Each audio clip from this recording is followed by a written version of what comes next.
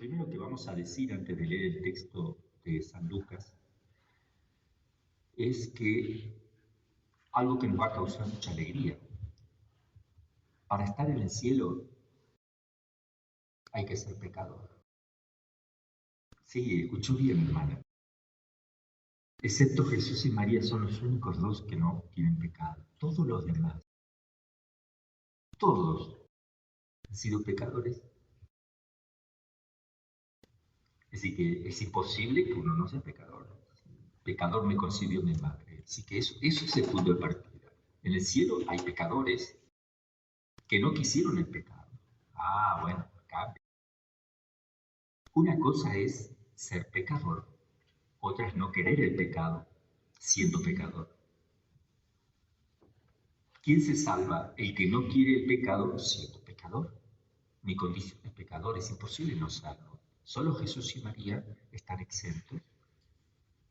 Por la fe lo sabemos. Entonces no nos tenemos que poner angustiosos y mal por ser pecadores, sino que tenemos que ponernos infinitamente contentos. Me aman, o sea, me aman. ¿Cómo? Inclusive porque siendo pecador me aman. Mientras yo no quiero el pecado, Él hace maravillas en mí. Mientras yo digo, no quiero el pecado, mi corazón es otro. Entonces distinguimos entre el pecador, que no quiere el pecado, y el que vive en pecado. Son dos cosas distintas. El que vive en pecado. Eso es grave. Es cuestión de ponerse a pensar nada más. Entonces yo no me voy a salvar porque no tenga pecados. Otra falsedad del demonio que a veces nos pone en la cabeza. ¿Tienes pecado? ¿Eres pecador? Sí, eres pecador. ¿Qué viene a hacer la Virgen María o Jesús? ¿Eres pecador?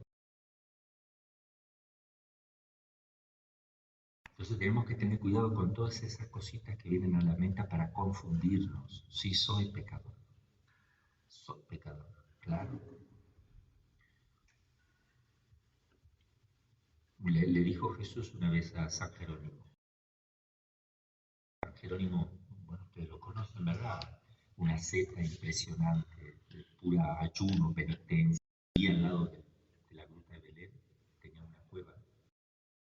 Un gran estudioso de las Sagradas Escrituras fue el que escribió, el que tradujo la Biblia al latín oficialmente por pedido de la Iglesia, la Vulgata, la Vétero-Vulgata, la primera Vulgata. Y bueno, tiene una exemplar, creo, en 6 idiomas, una Biblia exemplar. Y otros, una maravilla, un hombre regalísimo, digo. Cuando le faltaba poco ya para morir, Cristo le pregunta, Jerónimo, ¿qué me vas a dar? ¿Qué le puedo dar? O sea, le preguntó eso en su corazón, se lo preguntó. Te entrego mis ayunos y todas mis penitencias y todo lo que he orado. No es suficiente. ¡Wow! Si no es suficiente lo que Dios mío. Jerónimo, ¿qué me vas a dar? Y toda mi vida consagrada, la castidad, la obediencia, todo no es suficiente, Jerónimo. ¡Wow! Jerónimo, ¿qué me vas a dar? Mis libros, mis escritos, todo el estudio que he hecho, no basta, es poco. ¿Qué me vas a dar? No sé, dame tus pecados, dame tus pecados. Lo que faltaba darle. Yo lo que quiere Cristo es que tú te confieses, que le entregues toda tu vida pecadora, que te confieses de corazón y rechaces el pecado. Porque acuérdense que Dios ve las disposiciones del corazón. Ahora, también hay que tener en cuenta cómo es el amor de Dios y cómo es el nuestro, es distinto. Nosotros no tenemos experiencia del amor puro. Nosotros estamos mezclados, nuestro amor está mezclado. Y cuando con impurezas, entonces tenemos el amor participado, no somos el amor. Y entonces nosotros no podemos llegar a tener una experiencia de lo que es el amor, porque ¿cómo la vamos a tener si ni sabemos recibir el amor de Dios como debería ser, porque no lo podemos creer. Y le voy a decir más, el amor misericordioso de Dios, el amor de Dios está por encima de su misericordia. Porque la misericordia es un aspecto, es una forma de amor de Dios, que hace alusión a la inclinación que Dios hace hacia. Tomando un corazón se inclina a la miseria del hombre para levantarlo. Eso es misericordia. Es una forma que Él tiene de amor para hacernos entender. Pero como esto es tan limitado, nosotros no podemos entender más que eso. Pero Dios es más que eso. Dios es el mismísimo amor. Porque uno dice, la misericordia es lo más grande que Dios tiene. No, es lo más grande que podemos entender nosotros. Lo que Él puede hacernos entender a nosotros concretamente en nuestra historia de salvación. Pero nosotros podemos tener una idea de lo que es el amor en persona, el amor sustancial. No podemos tener esa experiencia. Porque ni el amor de mi madre, ni todas las madres juntas, ni siquiera el amor de la Santísima Virgen, mire lo que estoy diciendo, yo para hablar algo de la Virgen María. Todo el amor de María, de todos los santos, de todos los ángeles juntos, no hace ni una mínima sombra de lo que es el amor sustancial, porque siempre es amor participado, y ni siquiera el amor de Cristo como hombre, Bueno, ¿cómo es la característica del amor de Dios? Amor sin principio.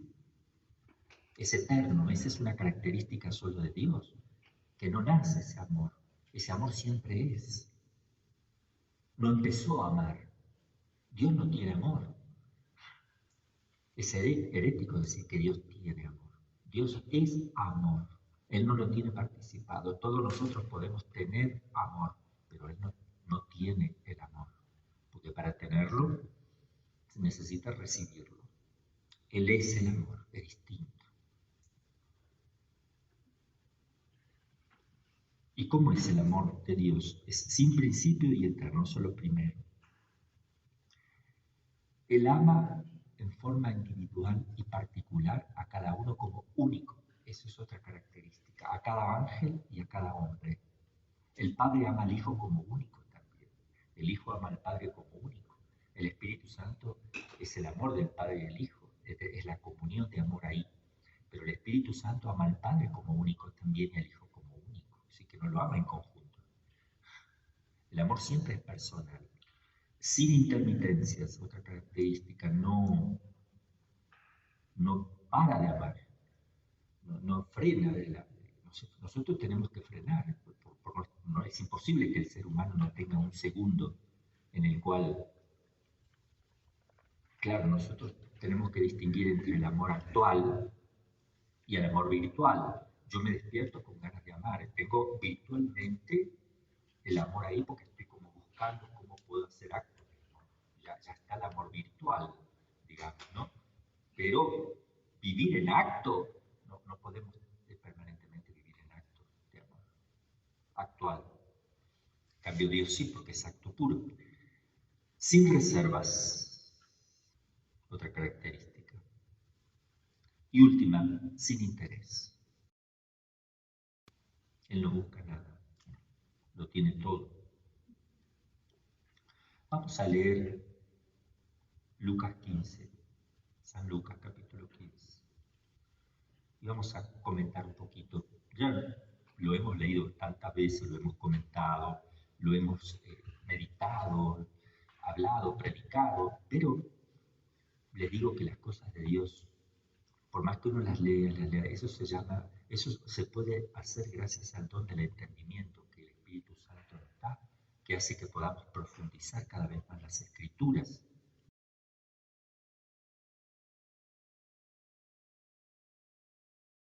Un hombre tenía 2 hijos y dijo al más joven de ellos, al padre: Padre, dame la parte de la hacienda que me corresponde.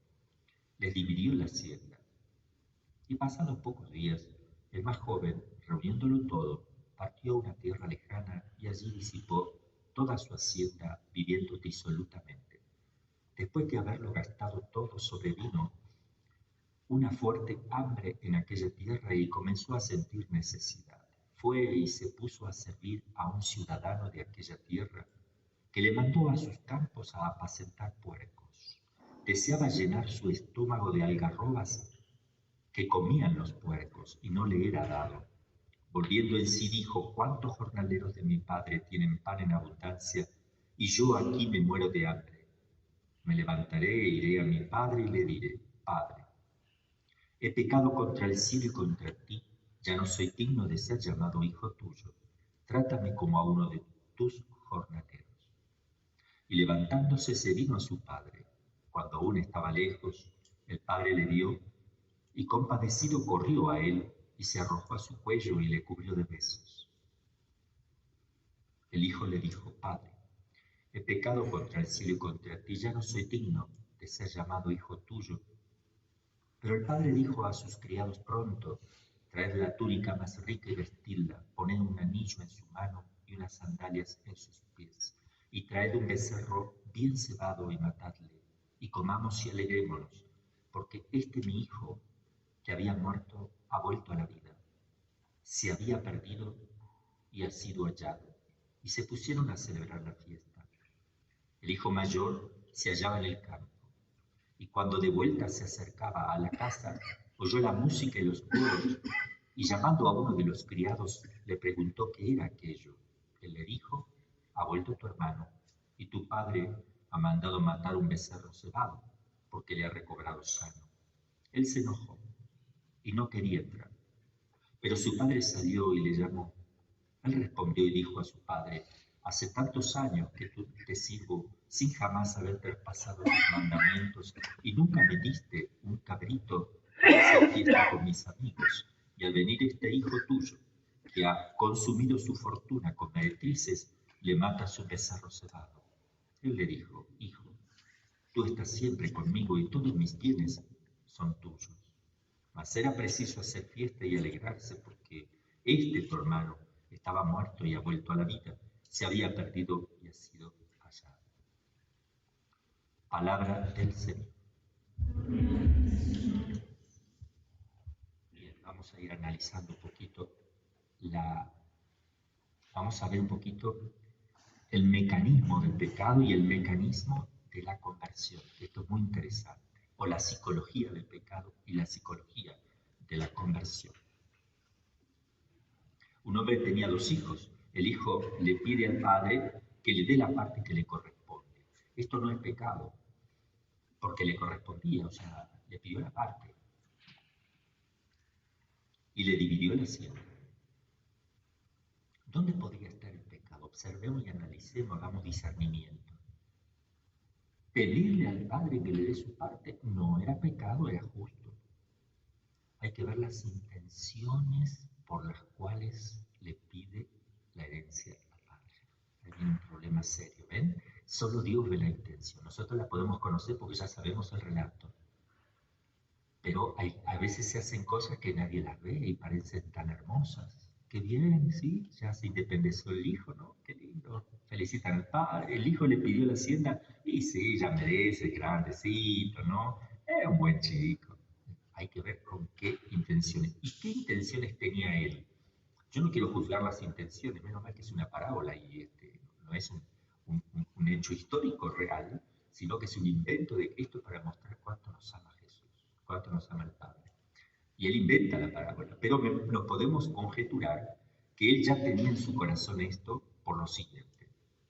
Pasados pocos días, si hubieran pasado muchos, estaba desesperado, no había hora de irse. El más joven, reuniendo todo, partió a una tierra lejana. Fíjense, no pasó pocos días, entonces sí, evidentemente que tenía ya esa intención. Su corazón estaba lleno de pasiones desordenadas, no controladas. Ardía en pasiones desordenadas. Pobre, oscuridad en la mente, seguramente nada de oración. No se nombra que había una mamá. Si hubiera tenido una madre, tal vez no se hubiera ido.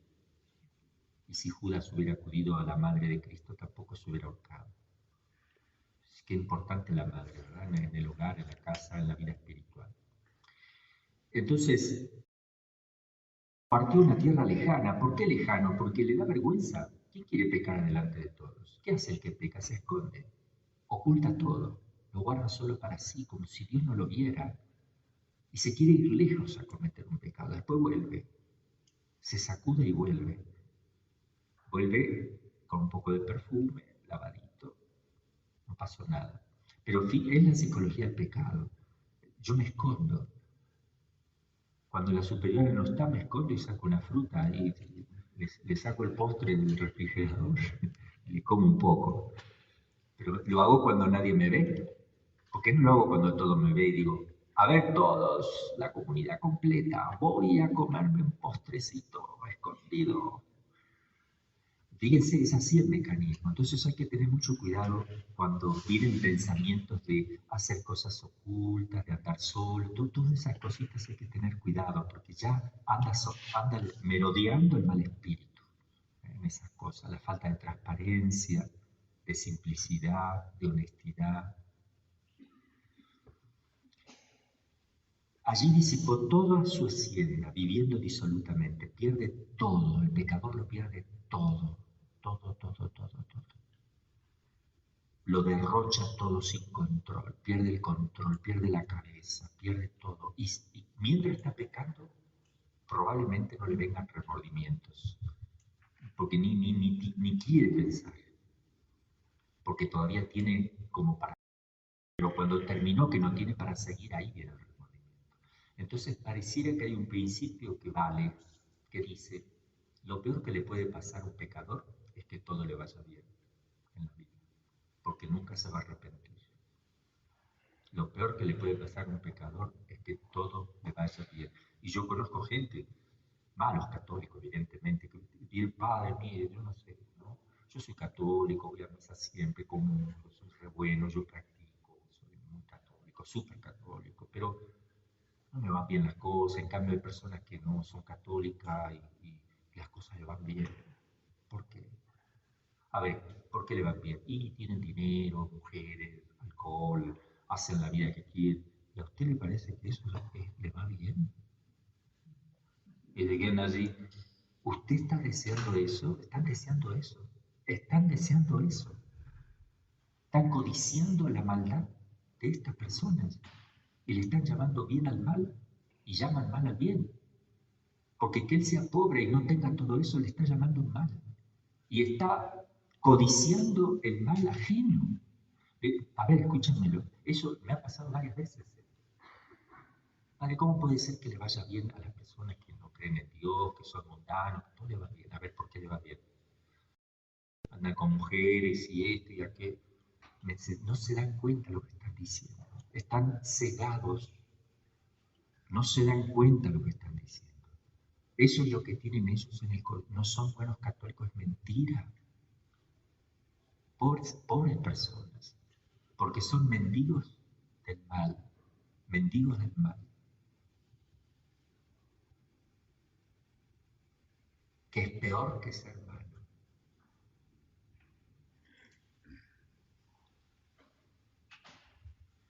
Después de haberlo gastado todo, sobrevino una fuerte hambre en aquella tierra. Menos mal, le fue mal. Bendito sea Dios que te va mal, hijo mío. Se me murió un familiar querido, yo ya no creo más en Dios. A ver, ¿cómo llevabas tu vida? Otra falsedad también, porque a veces, a ver, se te murió tu abuela y dices que ya no vas más a misa porque rezaste que no se muriera y se murió, ¿ok? Eso me está diciendo, sí, padre, yo pedí que no, se murió. ¿Qué edad tenía tu abuela? 93. ¿Cuántos años le hubieras dado tú a tu abuela? A ver, tú que eres bueno y Dios no, porque tú ves que Dios es malo. A ver, tú que eres bueno, ¿cuántos años más le hubieras dado a tu abuela? Y no sé, 10 años más. ¡Qué mezquino! Nada más que 10. Dios le dio 93. Bueno, 50. Nada más que 50 años. Dios le dio 93. Pero además ahora le ha dado la eternidad. Y tú le estás dando, ¿cuántos? 10 años más, 20. ¿Se dan cuenta cómo el demonio oscurece la mente y no deja pensar?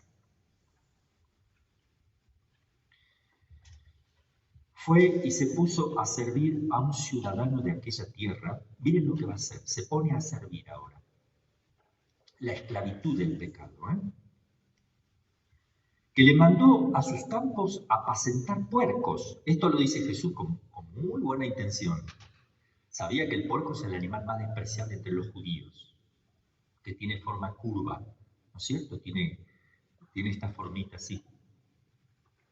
Entonces no puede levantar la cabeza para ver el cielo. ¿Qué hace el cerdo permanentemente? Tiene el hocico metido en el barro y cree que, bueno, la realidad de él se termina ahí abajo. Ese es el mundo. Ese es lo único que vive el cerdo. No tiene otra cosa para mí. Apenas levanta un poquito los ojos ahí derechos, pero ya nada más. Fíjense cómo Dios ha hecho animalitos para que entendamos un poco las figuras, y justamente era el animal impuro que significaba el pecado entre los judíos. ¿Qué sabrá el porco de Aviones si nunca miró para arriba? Hay un dicho en la Argentina, ¿verdad? No puede. En cambio, el hombre fue hecho erguido, de pie, derecho. Él puede levantar la cabeza. Fíjense eso. Los animalitos están en cuatro patas. Ahora, ¿qué va a hacer este? A servir a los puercos. ¡Wow! ¿A servir al puerco? Sí, a servir al puerco, pero peor todavía. Miren lo que hace el pecado. Deseaba llenar su estómago, no con el puerco, que hubiera sido un buen manjar. Deseaba llenar su estómago de las algarrobas que comían los puercos y no le era dado.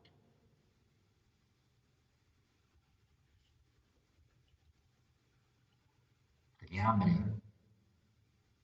Yo creo que simbólicamente significa también que quería seguir viviendo la inmundicia que ya estaba viviendo y nadie se lo daba porque no tenía un peso.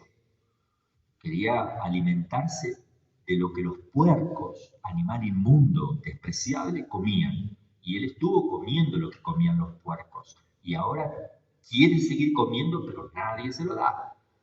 Pero además tiene hambre física, porque perdió todo. Pero siempre está relacionado con lo espiritual, porque Cristo está inventando una palabra para que entendamos la miseria del espíritu.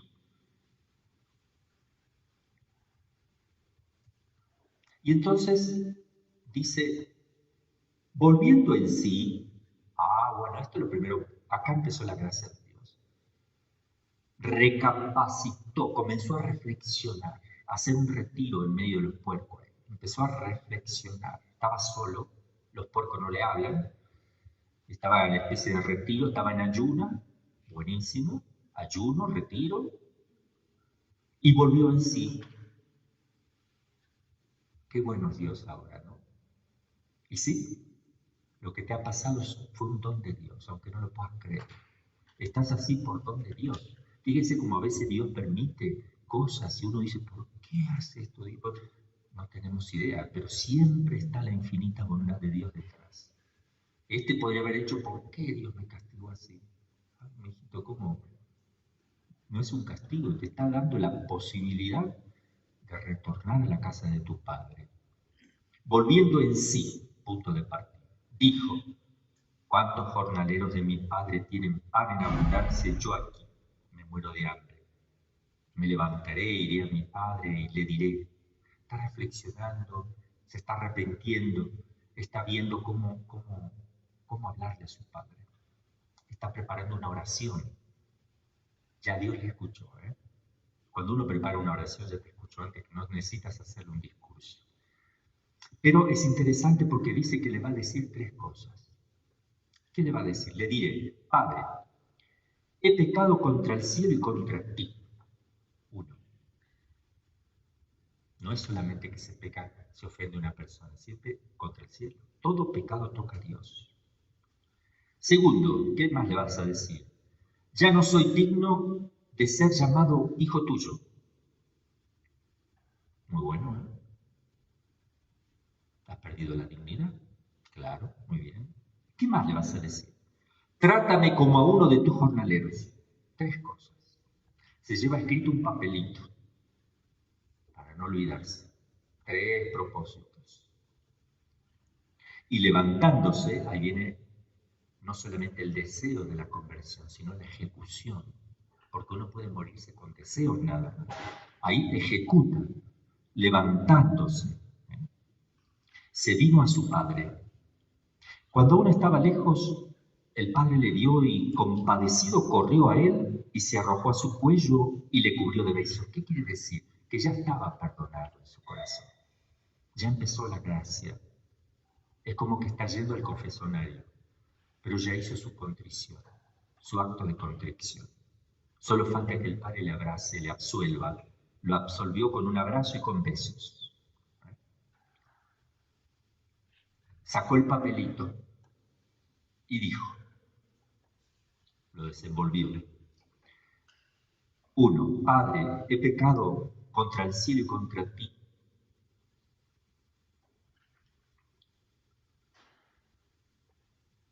Segundo punto, ya no soy digno de ser llamado hijo tuyo. Tercer punto, pero el padre dijo a sus criados, pronto, me falta un punto. No importa. No lo dejó terminar, faltaba un punto, trátame como uno de tus hijos. Hizo el propósito de 3, alcanzó a decir 2 y le cortó el padre. No me expliques nada, ya está. ¿Qué me vas a explicar? Ya te tengo. Pronto. Traed la túnica más rica y vestídsela. ¿Qué significa la túnica? La gracia de Dios. Revestidos de Cristo, la gracia. Poned un anillo en su mano, símbolo de la alianza que se establece de nuevo entre Dios y ese hombre, alianza de amor. Y unas sandalias en sus pies, la dignidad que recobra. Acuérdense, Moisés, estás pisando tierra santa, quítate las sandalias, no eres digno de pisar tierra, saca y va descalzo, no es digno de que ir descalzo. Que le pongan las sandalias significa la dignidad que tiene, no por él, sino por la sangre de Cristo tenemos la dignidad, ¿no? Por la gracia de Cristo. Traed un becerro bien cebado, matadle y comamos y alegrémonos, signo de la comunión eucarística y eterna, porque este mi hijo que había muerto ha vuelto a la vida, se había perdido y ha sido hallado. No le preguntó qué estuviste haciendo, no importa todo lo que estás arrepentido, basta, no pienses más para atrás. Y se pusieron a celebrar la fiesta, una gran fiesta y en el cielo por un pecador que se convierte, más que por 99 que no necesitan de conversión. Recuerden ustedes cuánto debe ser la alegría de cada vez que un consagrado pide perdón, se sacude el cielo de alegría, de gozo, porque es maravilloso que un consagrado pida perdón, porque el pecado más grande que está viviendo la iglesia es que los consagrados no piden perdón. Yo creo que es el pecado más grande, grave de la iglesia, cuando no se pide perdón. Hay mucha soberbia a veces, entonces, y es muy fácil que uno pueda caer en la soberbia. Es muy hermoso pedir perdón, es muy hermoso ser mendigo de Dios, somos mendigos de Dios, estamos siempre pidiendo limosna, y eso tiene que ser nuestro gozo y la alegría. Yo soy un mendigo y tengo que estar contento de depender de Dios. Dependo de Dios, dependo de Dios. Beso el piso, dependo, soy nada. Estoy feliz de no ser nada. Así que cuando uno le diga a alguno de ustedes, eres nada, no se enojen, pónganse contentos.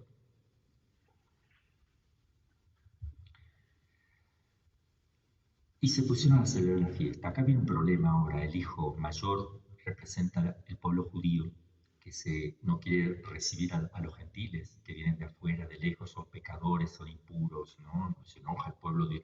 Es también un palito que le da Jesús aquí a los judíos, ¿no es cierto? Ustedes son los hermanos mayores, pero todos los gentiles son los hermanos menores.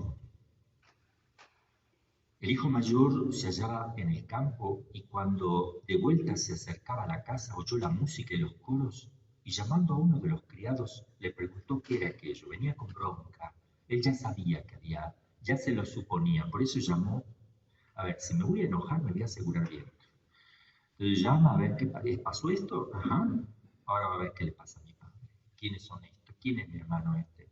¿Por qué le hacen esto? Y a mí nunca. Fíjese que el corazón de este hombre está movido por el mal espíritu. Hay desolación en el corazón y los pensamientos no son de Dios.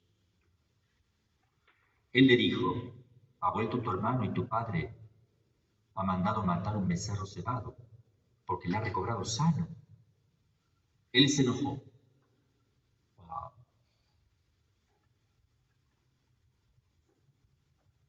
Él se enojó y no quería entrar. También me ha pasado muchas veces estando en parroquia, a veces viene gente de ahí de todo, ¿no? Padre, ¿cómo nombró catequista a tal persona? Es una pecadora. ¿Y usted qué es? ¿Y usted qué es? La Virgen María. ¿Me entiendo ya? ¿Qué estamos diciendo? Cristo comía con los pecadores porque comía con las personas. Los más miserables, el judío se creía no pecador. El fariseo y saduceo, no el judío en general. Ellos se creían no pecadores.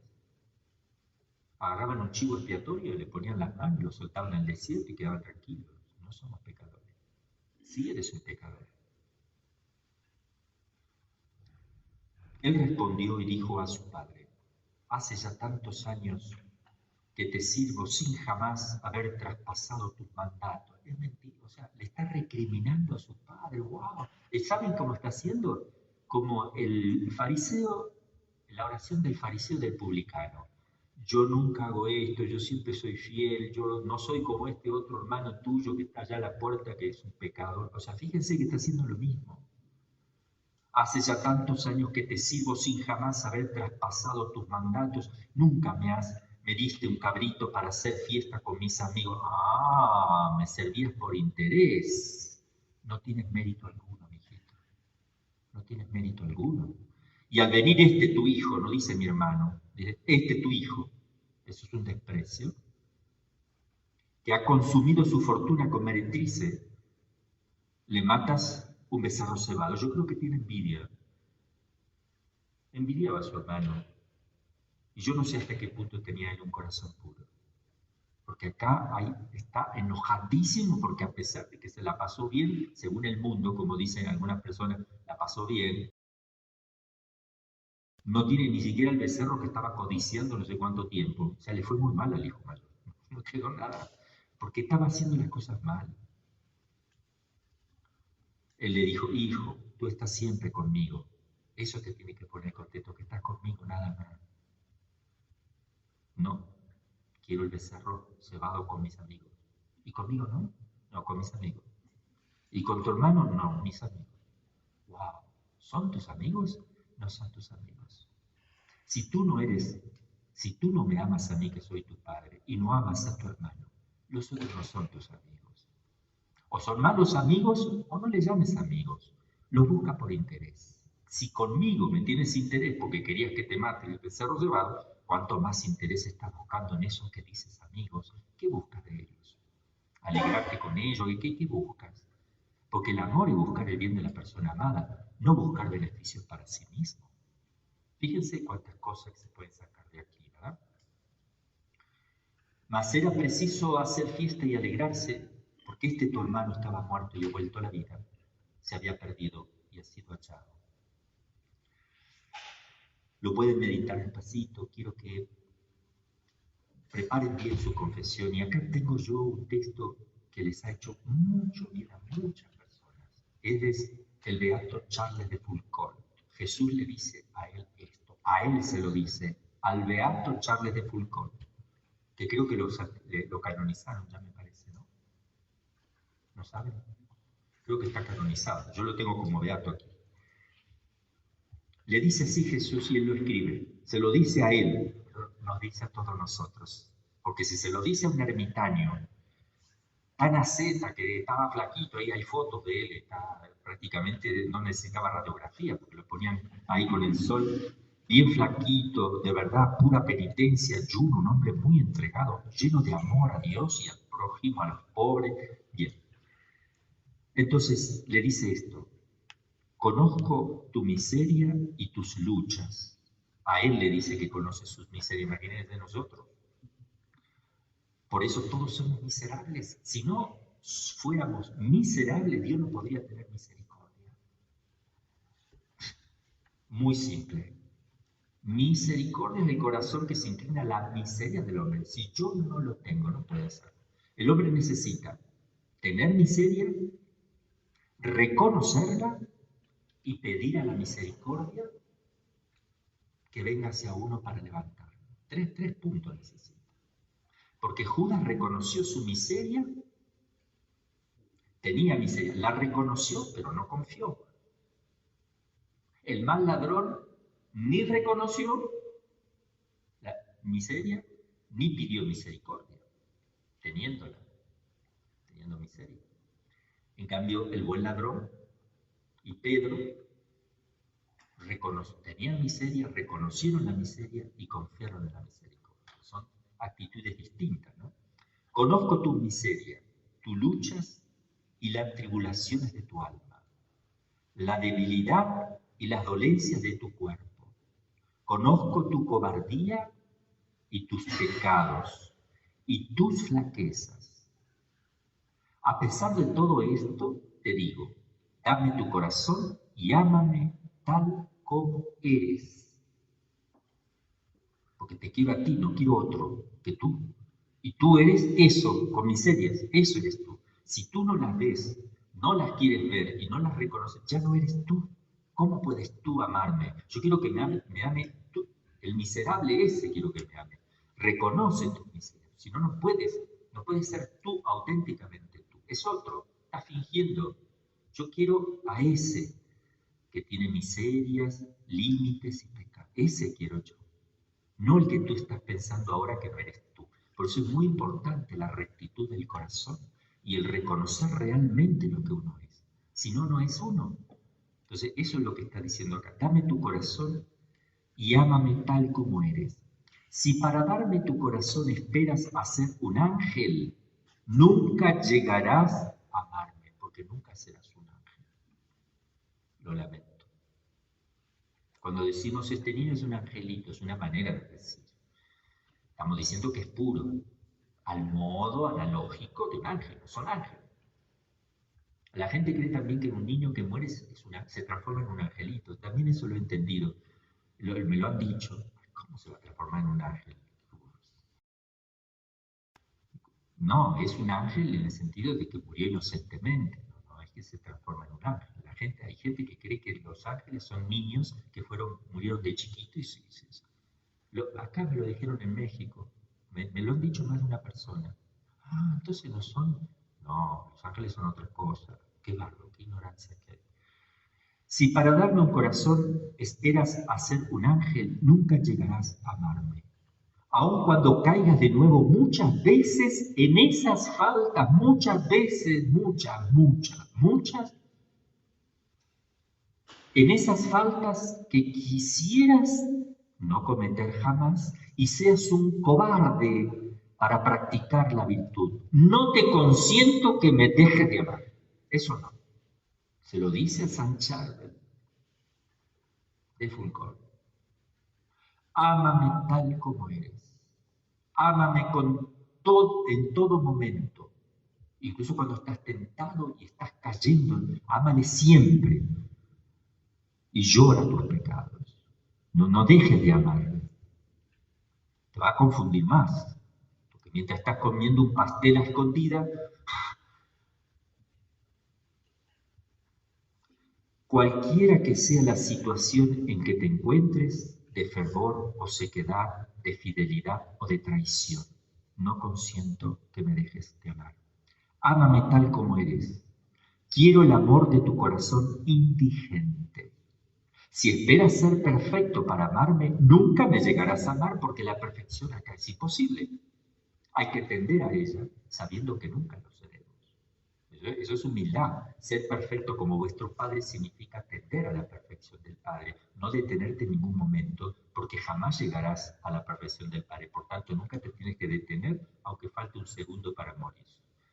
Eso quiere decir ser perfecto como vuestro Padre, pero nunca somos perfectos. Si estamos esperando no tener nada, ver que no tengamos nada, de nada, de nada, ahora te amo. No, no quiero ese amor, ese no eres tú. Ay, me preparé 40 años y ya 40 años que no tengo pecados, ni veniales, ni imperfecciones tengo, Señor. No eres tú. Porque no salió justificado el publicano. No eres tú. Sí que tienes. Mira bien. No, no veo nada. Mira bien. Estás con ceguera. El que tiene ceguera no tiene luz. Si no tiene luz, no estoy yo. Yo soy la luz del mundo. Déjame amarte. Quiero tu corazón. En mis planes está el moldearte. ¿Saben quién se va al infierno? El que baja los brazos. El que dice ya no puedo. Ese perdió. No el que tiene muchos pecados, ni el que tiene pocos. No, el que baja los brazos. Podés tener mucho. No digo que hay que pecar mucho, ¿eh? Estoy diciendo que uno puede tener mucho. Y no es un obstáculo todavía, porque no has muerto todavía. Entonces, ¿quién es el que sí se va a ir al infierno? El que baja los brazos, como Judas. El que baja los brazos, el que dice ya no puedo, ya no, me voy, me salgo, me voy. ¿A dónde vas a ir? Abajo a la tierra, ¿a dónde te metes? No, ya no qué. Abandono a mi marido, a mis hijos porque ya no puedo. Ay, ¿qué vas a hacer? ¿A dónde vas a ir? Eres eso tú. Te falta humildad, eso es lo que te falta. Eres un terrible soberbio. Quieres verte hermoso. Te miras al espejo y no te aceptas. Quieres verte hermoso por dentro, quieres verte bello, quieres Luzbel, quieres verte como Luzbel. Te va a ir mal. Luzbel se miró demasiado. Lucifer se miró demasiado. Ese fue su pecado. Se miró. Déjame amarte, quiero tu corazón. En mis planes está el moldearte. Pero mientras eso llega, te amo tal como eres. Claro que quiere que sigas saliendo adelante. Claro que quiere que detestes, aborrezcas y quieras morir antes que un pecado venial. Esa es la disposición que Él necesita de ti en tu corazón. Eso no hay que renunciar nunca.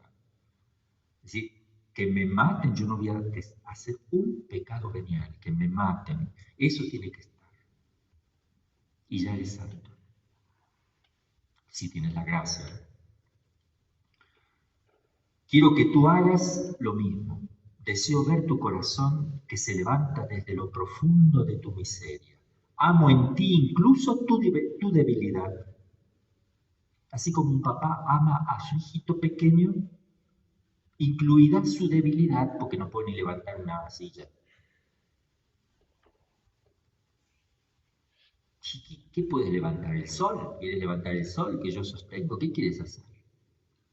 Te amo a ti incluso tu debilidad. Me gusta el amor de los pobres. Para que tengamos un amor de pobres tenemos que reconocernos pobres. Si no, no. Quiero que desde la indigencia se levante incesantemente este grito. Te amo, Señor. Eso tenemos que decirle. Lo que me importa es el canto de tu corazón. ¿Para qué necesito yo tus ciencias y tus talentos? Yo sé más que tú. Tengo más talento. ¿Para qué los necesito? No te pido virtudes. Atención con lo que dice aquí, que sí lo corrija acá para clarificar. No te pido virtudes, y aun cuando yo te las diera, no pide que Él las da las virtudes, porque ni siquiera podemos ser virtuosos por sí mismos. Eso es lo que quiere decir aquí. Él la da la virtud, el hábito bueno que queremos tener, ¿no? No te pido virtudes, y aun cuando yo te las diera, eres tan débil que siempre se mezclaría en ellas el amor propio. O sea, yo te doy la virtud y eres tan débil que la ensucias siempre un poquito. Pero no te preocupes por eso. Preocúpate solo de llenar con tu amor el momento presente. El momento presente. Ama intensamente ahora y olvídate de todo. Ama a Dios en el presente. Hoy me tienes a la puerta de tu corazón como un mendigo, a mí que soy el Señor de señores. Cristo se vuelve mendigo de amor, mira. Llamo a la puerta de tu corazón y espero. apresúrate a abrirme. No alegues tu miseria. Basta ya, basta. Porque la miseria te permite que yo sea misericordioso contigo. No alegues tu miseria, basta de eso. Eso es soberbia. Di que eres un pecador y punto. Y alégrate de ser limitado y mezquino. Porque si no fueras limitado, serías Dios. Y yo te amo no como Dios, sino como criatura. Y tú ten cuidado. Porque si crees que no tienes ahora ninguna imperfección y vas a llegar a la perfección como te lo estás imaginando, estás queriendo ser un Dios. Hay que tener cuidado con eso. No alegues tu miseria. Si conocieras plenamente la dimensión de tu indigencia, morirías de dolor. Así que mejor ni te preocupes. Si yo te mostrara todo, te mueres. Una sola cosa podría herirme el corazón. Ver que dudas y que te falta confianza. Eso destruye a Cristo. ¿Quieren hacerlo llorar a Jesús? Que llore y llore como un niño. Es grandote, él es grande, pero como un niño pequeño. Siendo grande llora como un pequeño niño porque él es muy inocente. ¿Quieren que se ponga a llorar desconsoladamente? Entonces hay una cosa que puedes hacer. Dudar de él y no tenerle confianza. Eso es un llorar sin consuelo de Cristo. Porque Él vino para eso, el Verbo vino para eso. Quiero que pienses en mí todas las horas del día. Eso debemos hacer. Estar siempre con Él. Y de noche. No quiero que realices ni siquiera la acción más insignificante por un motivo que no sea el amor. Ahí está. Amor real, ¿eh? No amor ficticio, de sentimientos. Amor real es el que se pone a servir. El amor real es servicio, es muerte de sí mismo. No búsqueda de sensaciones y de placeres y de... No, es la muerte continua de las inclinaciones malsanas de mi corazón. Cuando te toque sufrir, yo te daré fuerzas. Tú me diste amor a mí. Yo te haré amar a ti más de lo que hayas podido soñar. Pero recuerda esto, ámame tal como eres.